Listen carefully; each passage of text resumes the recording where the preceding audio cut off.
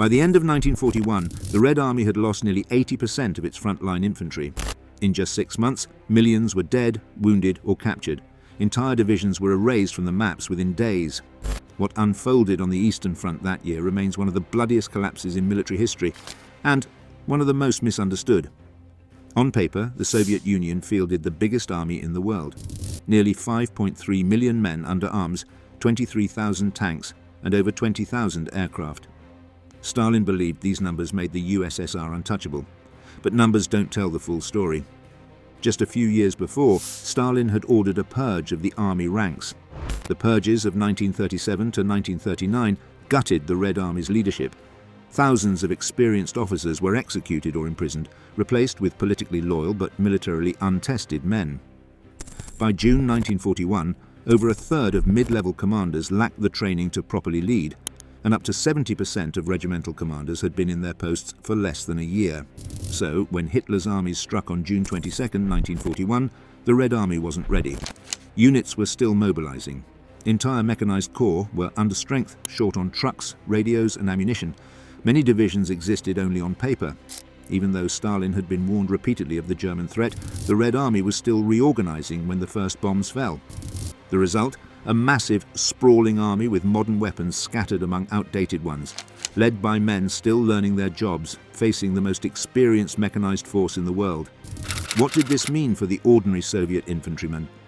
His reality was bleak. Most carried the Mosin-Nagant bolt-action rifle, a weapon that was reliable but slow compared to German counterparts when supported by machine guns. Many units lacked enough rifles to arm every man. Reports describe soldiers being ordered to pick up a weapon from the fallen. Machine guns were in critically short supply.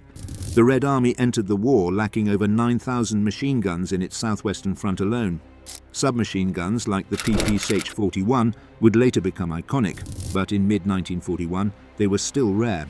In contrast, German infantry squads were built around the MG-34, a weapon far superior to anything most Soviet rifle companies could field. Armor-piercing ammunition was almost non-existent. Tank crews in Kiev reported having as few as 13 armor-piercing shells per T-34. Anti-tank gunners with 45mm field guns often found their shells bouncing off the frontal armor of German panzers. Even the legendary T-34s and KV-1s couldn't save them.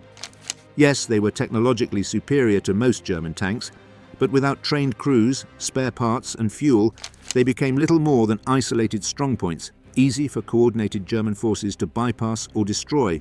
Logistics were a nightmare. The Red Army needed over 800,000 motor vehicles to supply its divisions. It had just over 300,000, and a quarter of those were broken down. Soldiers marched on foot while their supplies lagged behind. Some units went into combat with only a few days' worth of ammunition. Fuel shortages meant tanks sat idle or were abandoned after running dry. Even radios were scarce. Entire tank divisions shared only a handful of working sets, making coordination impossible. German panzer crews, by contrast, operated with radios as standard equipment, allowing fast coordinated strikes while Soviet units stumbled in the dark. And to better understand the tragedy, it's worth pausing on the Red Army's weapons. They weren't useless. In fact, some were brilliant designs.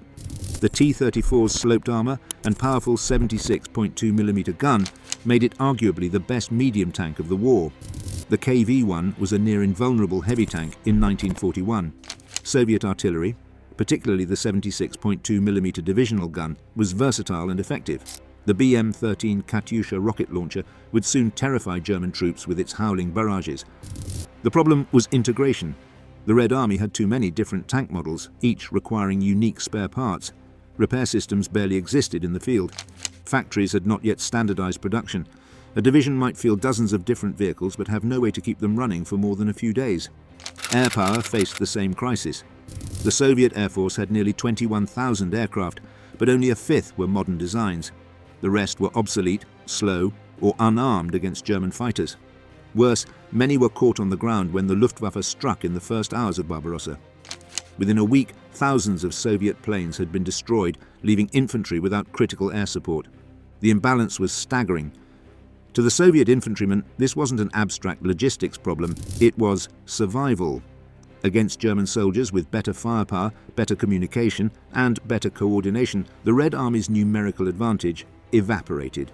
The organizational problems made matters worse. Soviet mechanized corps, designed to field hundreds of tanks and support vehicles, often went into combat with less than half their authorized strength. Of the Red Army's 23,000 tanks, barely 10,000 were operational on June 22nd. The rest were awaiting repair, short on spare parts, or abandoned for lack of fuel. The tragedy wasn't that the Soviets lacked good weapons, it was that they lacked the organization, logistics, and leadership to use them effectively. And for the ordinary Soviet infantryman, this was the reason the summer of 1941 was a death sentence. Orders came down from above for immediate counterattacks against German breakthroughs, regardless of the situation. Infantry divisions, often without armor or air cover, were thrown directly into the teeth of panzer spearheads. These counterattacks almost always ended the same way: crushed under tank treads, shredded by machine gun fire, or surrounded by German infantry with superior coordination. Survivors describe being sent forward without artillery preparation, without reconnaissance, and often without enough ammunition to sustain more than a single firefight. One Soviet officer later admitted that men sometimes charged German lines, carrying only grenades or even wooden rifles for training. The idea was simple: soak up German fire, buy time, and maybe overwhelm through sheer numbers. But in practice, it meant infantry were consumed at terrifying speed. The Wehrmacht quickly learned to target Soviet machine gun crews, anti-tank gunners, and officers. This left riflemen exposed, unable to respond effectively. Within minutes, a Soviet company could be annihilated, its survivors scattered and leaderless. And then came the encirclements. Entire armies swallowed up in vast pockets, cut off from supply, starved into surrender. At Minsk, 300,000. At Kiev, 700,000. At Vyazma and Bryansk, another 600,000. Prisoners were marched away by the hundreds of thousands, while those left behind often died where they stood. For those trapped in the open, there was no mercy. German doctrine emphasized annihilation of Soviet forces, not stalemate. That meant the infantryman, already poorly armed, poorly led, and poorly supplied, was targeted relentlessly until nothing remained. But for many Soviet infantrymen, dying in battle was not the end of the horror. Those captured faced something arguably worse. In 1941 alone, 2.8 million Red Army soldiers were taken prisoner. Of these, nearly 2 million would never return. German planning for Barbarossa never included the feeding of millions of captives. Instead, the Wehrmacht and the Nazi Party political soldiers left Soviet prisoners of war in open fields, penned behind barbed wire with little food, water, or shelter. Starvation, exposure, and disease swept through the camps. Men froze to death at night or collapsed from exhaustion during forced marches. Eyewitnesses described prisoners of war reduced to skeletons within weeks. Others, too weak to stand, were executed by the roadside. By the end of 1941, the Soviet POW death toll alone rivaled the total casualties of many entire wars. The sheer scale of this catastrophe explains why so many Soviet families never saw their sons return. Even if they survived the battlefield, capture often meant a slow, degrading death. Behind every statistic was a young man, often barely trained, ripped from civilian life and thrust into the front lines of the largest invasion in history. Most Soviet infantrymen in 1941 were conscripts, called up in a rush as the Red Army expanded. Training was minimal, sometimes only a few weeks. Many didn't know how to properly use their rifles. Letters from the front speak of despair. Soldiers wrote to families about shortages of food, clothing, and ammunition. Winter gear was non-existent in the summer of 1941. By autumn, when temperatures plunged, men froze in their foxholes with only thin uniforms. One survivor of the Kiev pocket remembered that men were told to hold their ground until death. Ammunition ran out within hours, food within days. They resorted to eating grass and drinking from muddy streams while waiting for the Germans to close in. For many, surrender was the only way to live a little longer, even if captivity meant slow death. And yet, in the middle of this carnage, Soviet infantry showed remarkable resilience. At Smolensk, surrounded divisions fought stubbornly for weeks, buying time for Moscow to prepare. At Leningrad, troops endured starvation but refused to yield.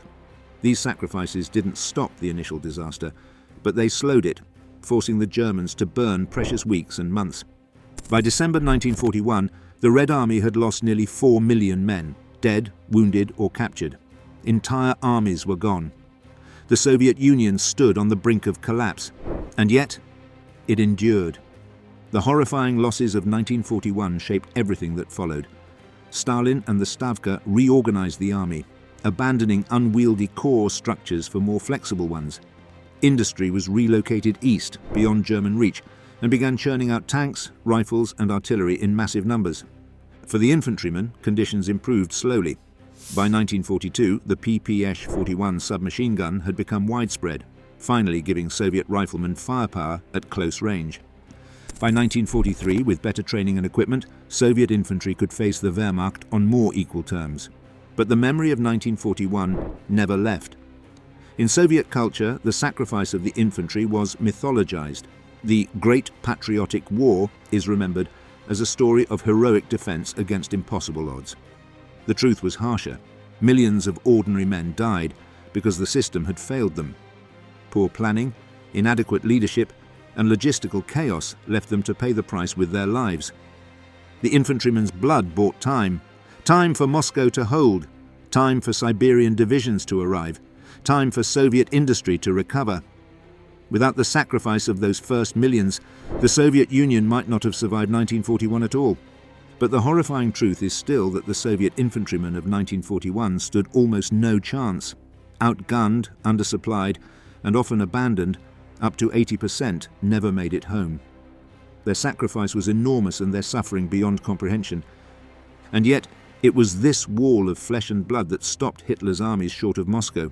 Their deaths brought survival, not victory, not glory, but survival. If you found this breakdown of the Red Army's nightmare year insightful, you'll want to see how other armies endured similar ordeals. Check out our video on why 90% of Chinese infantrymen died in the Korean War. And don't forget, drop a like, share your thoughts in the comments, and subscribe so you don't miss the next one.